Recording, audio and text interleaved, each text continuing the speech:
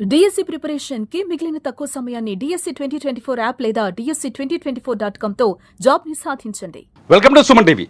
యుద్ధం వస్తే ఏం చేయాలి?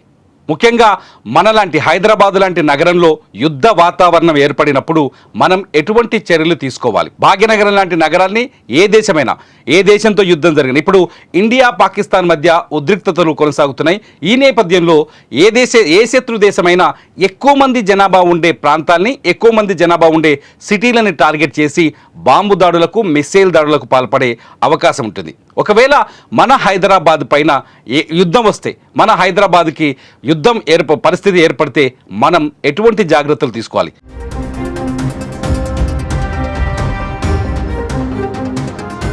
నిన్న కేంద్ర ప్రభుత్వం రక్షణ శాఖ ఇచ్చిన ఆదేశాల మేరకు హైదరాబాద్లో చాలా చోట్ల మాక్ డ్రిల్ నిర్వహించారు. ఈ మాక్ డ్రిల్లో యుద్ధం వచ్చినప్పుడు ఎటువంటి చర్యలు తీసుకోవాలనే అంశాన్ని ఎక్స్ప్లెయిన్ చేశారు. ఇక్కడ మిలిటరీ కావచ్చు, పోలీస్ కావచ్చు, ఎన్డీఆర్ఎఫ్ కావచ్చు, ఎస్డీఆర్ఎఫ్ కావచ్చు, లేకపోతే వైద్య సిబ్బంది కావచ్చు, ఆ క్షణంలో ఎలా రియాక్ట్ అవ్వాలి అనే విషయాల్ని ప్రజలకు అర్థమయ్యేందుకు ఒక మాక్ డ్రిల్ ఏర్పాటు చేశారు. హైదరాబాద్లో సికింద్రాబాద్, కంచన్బాగ్, మౌలాలి, అలాగే గోల్కొండ ఏరియాల్లో ఈ మాక్ డ్రిల్స్ని ఏర్పాటు చేశారు. మనం ప్రస్తుతం విజువల్స్ స్క్రీన్ పైన చూస్తున్నాం. గోల్కొండ ఏరియాలో ఒక అపార్ట్మెంట్లో మాక్ డ్రిల్ ఏర్పాటు చేశారు.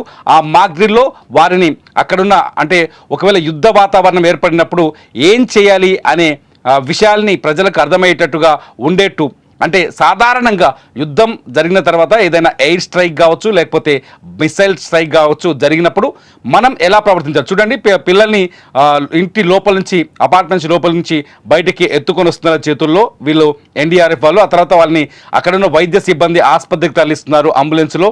బాంబు పేలినప్పుడు ఇంకో బాక్స్లో చూస్తున్నాం, అందరూ నేలపైన ఒరిగి ఉండాలి, నేల మీద పడుకొని ఉండాలి. సో ఇటువంటి సిచ్యువేషన్స్ మనకు ఏర్పడవచ్చు. ఒకవేళ యుద్ధ వాతావరణం వచ్చినప్పుడు సేమ్ సిచ్యువేషన్స్ ఏర్పడవచ్చు.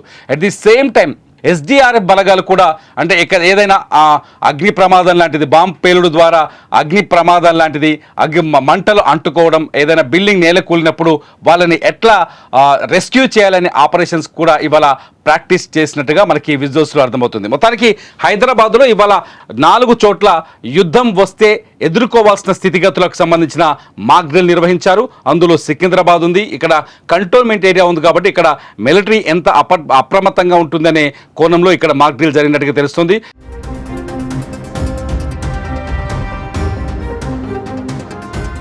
ఇకపోతే మౌలాలిలో ఎన్ఎఫ్సి ఉంది, ఇక్కడ నేషనల్ న్యూక్లియర్ ఫ్యూయల్ సెంటర్ ఉంది. ఇక్కడ కూడా అంటే యుద్ధం వచ్చినప్పుడు ఆ పరిసరాల్లో మనం ఎలా ప్రవర్తించాలి అనే మాక్ డ్రిల్ అక్కడ ఏర్పాటు చేసినట్టుగా తెలుస్తుంది. గోల్కొండకు వస్తే ఇక్కడ మిలిటరీ స్థావరాలు ఉన్నాయి. గోల్కొండలో కూడా అక్కడి ప్రజలు ఎలా అప్రమత్తమై ఉండాలి అనే అంశాన్ని అందరికీ అంటే అర్థమయ్యేందుకు, అందరికీ ముందుగానే బోధపడేందుకు ఈ మాక్ డ్రిల్ ఏర్పాటు చేసినట్టుగా తెలుస్తుంది. ఇక డిఆర్డిఎల్ ఉంది కంచన్బాగ్లో, ఆ పరిసరాల్లో కూడా యుద్ధం వచ్చినప్పుడు అక్కడి ప్రజలు ఎలా ప్రవర్తించాలి, ఎంత బాధ్యతగా ప్రవర్తించాలనే అంశాన్ని ఇవాళ మాక్ డ్రిల్ ద్వారా ప్రాక్టీస్ చేసినట్టుగా తెలుస్తుంది. ఇక్కడ మాక్ డ్రిల్ జరుగుతుండగానే అందరికీ తెలుసు, భారత్ ఏదైతే ఆపరేషన్ సింధూర్ని లాంచ్ చేసిందో రాత్రి, ఆపరేషన్ సింధూర్లో 9 ప్రాంతాల్లో, పాక్ ఆక్రమిత కాశ్మీర్లో 5 ప్రాంతాలు, పాకిస్తాన్ భూభాగంలో 4 ప్రాంతాల్లో స్ట్రైక్స్ చేసింది, మిస్సైల్ స్ట్రైక్ చేసింది, క్షిపణులు తీసుకెళ్లి అక్కడున్న ఉగ్ర స్థావరాల్ని నేలమట్టం చేశాయి. ఇటువంటి పరిస్థితుల్లో పాకిస్తాన్ భారత్ పైన కక్ష తీర్చుకుంటామంటుంది, భారత్ పైన ప్రతీకార దాడి చేస్తామంటుంది. పాకిస్తాన్ అది యుద్ధ చర్యగా భావిస్తుంది, ఉగ్రవాదులపై దాడిని కూడా యుద్ధ చర్యగా భావిస్తుంది. ఈ పరిణామంలో ఏదైనా జరగవచ్చు, ఏ క్షణం ఎటువంటి దాడైనా జరగవచ్చు. కాబట్టి ఇటువంటి మాక్ డ్రిల్స్తో ప్రజలు అప్రమత్తంగా ఉండాలని సూచించడం కోసమే ఈ మాక్ డ్రిల్స్ని రక్షణ శాఖ ఏర్పాటు చేసింది. ఆంధ్రప్రదేశ్, తెలంగాణతో పాటు దేశవ్యాప్తంగా ఈ మాక్ డ్రిల్స్ కొనసాగుతున్నాయి. నిన్న ఉత్తరప్రదేశ్లో జరిగింది, అంతకుముందు ఆర్మీ డ్రిల్స్ కూడా చేశారు చాలా చోట్ల. సాధారణంగా యుద్ధ పరిస్థితులు ఉన్నప్పుడు, ఎందుకంటే భారతదేశానికి మనందరికీ యుద్ధం ఎలా ఉంటుందనే విషయం ఎవరికి పూర్తిగా తెలియదు కాబట్టి యుద్ధ పరిస్థితులు ఉన్నప్పుడు ఫేక్ న్యూస్ నమ్మొద్దు, తప్పుడు వార్తల్ని నమ్మొద్దు, అధికారులు చెప్పే వరకు ఇళ్ల నుంచి బయటకు రావద్దు, సైరన్ మోగినంతసేపు ప్రజలు ఇళ్లలోనే ఉండాలి. ఇవాళ హైదరాబాద్లో హైటెక్ సిటీ ఏరియాలో 2 నిమిషాల పాటు సైరన్ మోగించారు.